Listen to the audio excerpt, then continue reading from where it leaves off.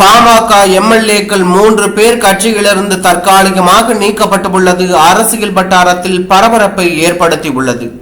பாட்டாளி மக்கள் கட்சியில் கடந்த சில மாதங்களாக உட்கட்சி குழப்பங்கள் அதிகரித்துக் கொண்டே செல்கின்றன. இதனைத் தொடர்ந்து கட்சியின் தலைவர் மற்றும் நிறுவனர் டாக்டர் ராமதாஸ் இன்று ஒரு முக்கியமான அறிக்கையை வெளியிட்டார். அதில் சட்டமன்ற உறுப்பினர்கள் சிவக்குமார், சதாசிவம் மற்றும் வெங்கடேசன் ஆகிய மூவர் கட்சியின் கட்டுப்பாடுகளை மீறி தன்னிச்சையான செயல்பாடுகளில் ஈடுபட்டு வருவதாக குறிப்பிடப்பட்டுள்ளது. இந்த தகவல்களை பாமகவின் கௌரவ தலைவர் ஜி.கே. மணி தலைமையிலான குழு தலைமையிடம் அறிவித்திருந்தது.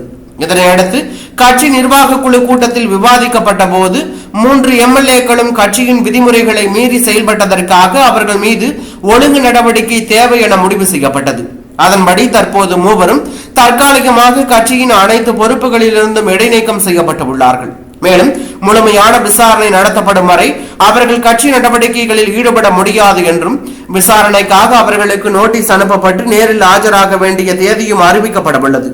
கட்சி விரோத செயல்களில் ஈடுபட்டதற்கான காரணங்களை விளக்குமாறு கேட்டு விசாரணையின் முழு அதிகாரமும் தலைவர் ராமதாசிடம் வழங்கப்பட்டுள்ளதாகவும் தெரிவிக்கப்பட்டுள்ளது. இந்த நடவடிக்கையால் பாமகவில் உள்ள உட்கட்சி பதற்றம் மேலும் வெளிப்படையாகி இருக்கிறது.